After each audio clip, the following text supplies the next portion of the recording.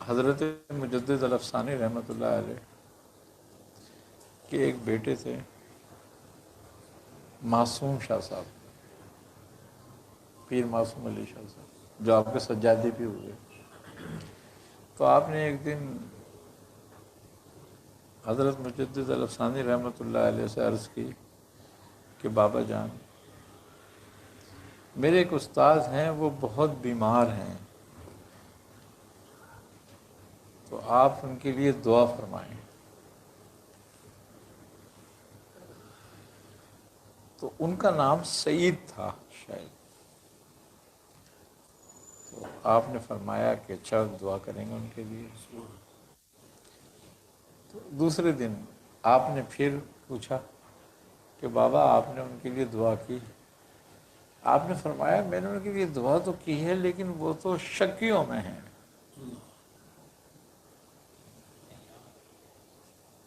سعید نہیں ہے۔ آپ نے کہا بابا جان یہ کیسے ہو سکتا ہے، وہ تو اتنے متقی پرہیزگار اور ظاہری علوم ان سے حاصل کیے ہیں، وہ میرے استاد ہیں، تو ایسا کیسے ہو سکتا ہے؟ آپ نے فرمایا بیٹا خدا کی معیشت میں تو کچھ بھی ہو سکتا ہے۔ تو انہوں نے کہا نہیں، کچھ آپ دعا کریں ان کے لیے۔ آپ نے فرمایا میں نے دعا کی ہے، لیکن کچھ قبولیت کا آسان نظر نہیں آتے۔ آپ نے فرمایا نہیں کریں دعا ان کے لیے، آپ اور کریں، کوشش کریں، آپ دعا کریں، آپ کی دعا قبول ہوگی۔ آپ نے فرمایا اچھا تھوڑا سا ٹائم دو، دیکھتے ہیں۔ 3 دن گزر گئے، تیسرے دن آپ نے پھر پوچھا بابا جان کیا ہوا؟ آپ نے فرمایا 3 دن رد کی جا رہی ہے۔ تو آپ نے کہا بابا کچھ نہیں ہو سکتا کیا؟ آپ نے فرمایا ابھی ایک راستہ باقی ہے۔ تو انہوں نے کہا کیا؟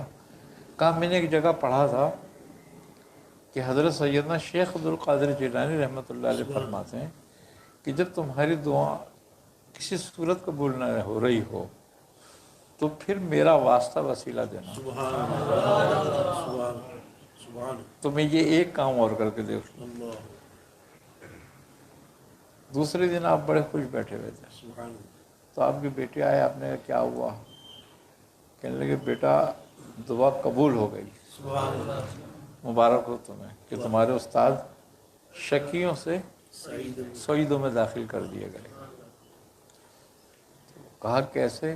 کہا میں نے وہ بات جو شیخ عبدالقادر جیلانی نے فرمائی تھی، آپ کی اس فرمان کے مطابق میں نے رب کی بارگاہ میں آپ کا وسیلہ اور واسطہ دیا، تو اللہ تبارک و تعالی نے میری اس دعا کو قبول کیا۔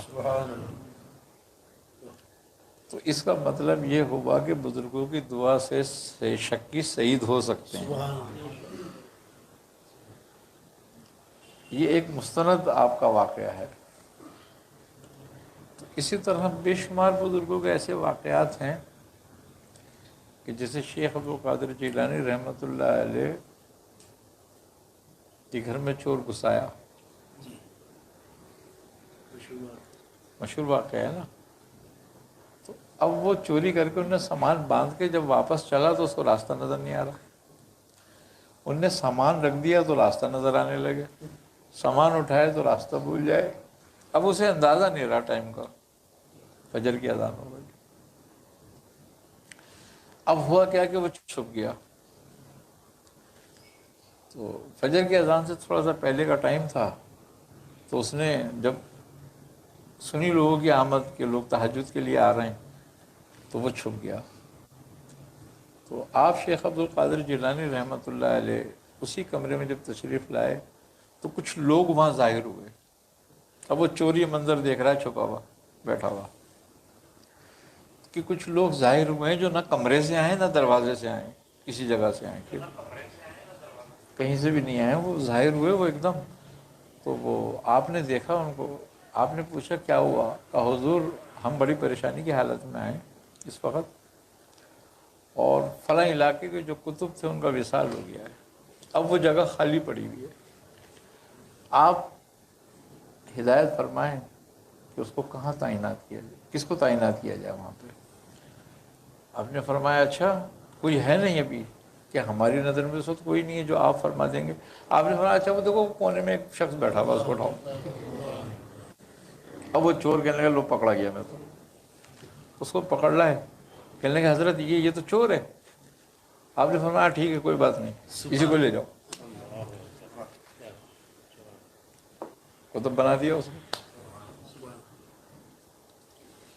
تو بات یہ ہے کہ اصل بات کیا ہے؟ بات یہ نہیں ہے کہ یہ ان کا اپنا کچھ بات تھی، بات یہ ہے کہ انہوں نے اللہ تبارک و تعالیٰ کی فرما برداری میں، اس کی اطاعت میں، اس کی عبادت میں کوشش کری، اور جو صحیح مفہوم تھا عبادت کا اس طریقے سے اس کو نبھا کر خلیفۃ فی الارض کا مرتبہ حاصل کیا۔ اور خلیفۃ فی الارض جو ہے وہ صاحب اختیار ہوتا ہے، رب کی طرف سے اختیار لے کر آیا ہے وہ، کہ وہ اپنی مرضی سے رد و بدل کر سکتا ہے۔ اب کوئی کس کو کہیں مثال طور پر ایک عام آدمی بھی کسی کو گورنر بنا کے بھیج دیتا ہے، عام جو بادشاہ ہوتا ہے، تو اس کو اس جگہ کا اختیار دیتا ہے کہ وہاں جزا سزا کا مالک ہے وہ، ریاست کے قانون کے مطابق جو چاہے کر سکتا ہے وہ۔ تو یہ تو ایک عام آدمی کا اختیار ہے نا، تو عام آدمی اختیار ہے نا یہ تو اب جنہوں نے اپنی زندگی کا مقصد اور مفہوم اللہ تعالیٰ کی عبادت اور اطاعت رسول خدا صلی اللہ علیہ وسلم بنا لیا، تو انہوں نے حق ادا کیا خلیفۃ فی الارض ہونے کا، تو اللہ نے ان کو یہ اختیار بھی دیا۔ تو اب اس بات سے یہ ثابت ہے کہ عارفین کو یہ اختیار ہے اللہ کے محبوب بندوں کو، کہ اگر وہ کسی کی سفارش اللہ کی بارگاہ میں کرتے ہیں تو وہ مقبول ہوتی ہے۔ آئی نا سمجھ بات؟ اب یہی اس دن ایک بات ہو رہی تھی مقامات کی، کہ سالک جو ہے ولی وہ مقامات طے کرتے ہوئے محمودہ اور نصیرہ تک چلا جاتا ہے۔ اب مقام محمودہ کیا ہے؟ کہ جب اس کے تمام اعمال محمود ہو جاتے ہیں اور اس کو فتح حاصل ہو جاتی ہے، تو اللہ تبارک و تعالیٰ اس کی کسی دعا کو یا بد دعا کو رد نہیں کرتا۔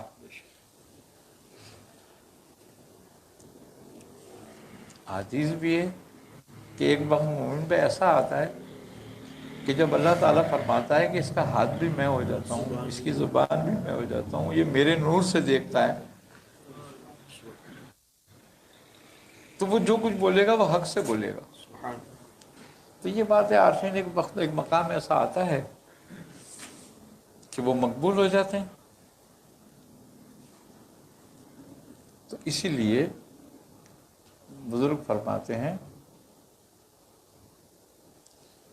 کہ بطور استمداد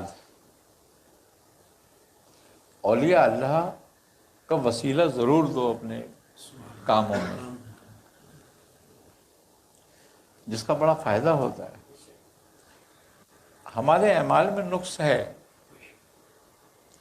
لیکن ہم جب وسیلہ اور واسطہ پکڑتے ہیں تو اس لیے پکڑتے ہیں جو ہمارے نقص ہیں وہ دور کر دیے جائیں، ان پر فضل کر دیا جائے، اس پہ فضل ہو جائے۔ اگر ہمارے اعمال قبولیت کے قابل بھی نہیں ہیں تو اللہ تبارک و تعالیٰ اپنے دوستوں کے ناموں سے اور ان کے چہروں سے اس میں برکت ڈال دیتا ہے۔ اب دیکھو قارون کو اللہ تبارک و تعالیٰ نے حکم دیا کہ لے جاؤ اس کو اور اس کو زمین کے 7ویں طبق میں دفن کر دو۔ جب فرشتے لے جا رہے تھے، جب زمین کے 4تھے طبق میں پہنچا، روایت ہے یہ بزرگوں کی کہ اس مخلوق نے اس کو دیکھا کہ کون ایسا مغضوب آدمی ہے جس کو دھنسایا جا رہا ہے اس طریقے سے۔ تو اس سے پوچھا کہ بھائی تو کون ہے؟ ارے اس نے کہا میں موسیٰ کی قوم سے ہوں۔ تو حکم ہوا فرشتوں کو روکو، فرشتے رک گئے۔ تو فرمایا کہ ہمارے رب تو نے ہمیں تو 7ویں طبق میں لے آنے کا حکم دیا تھا، کہا میں نے دیا تھا حکم مگر اب روک دو، کیونکہ اس نے میرے دوست کا نام لے لیا ہے، اب مجھے اس سے حیا ہے کہ میں اس کو اور آگے عذاب دوں۔ تو بات یہی ہے، وسیلہ اور واسطہ بہت بڑی چیز ہے۔ تو بہرحال اچھے عمل، نیک عمل کرنا نہایت ہی ضروری ہے۔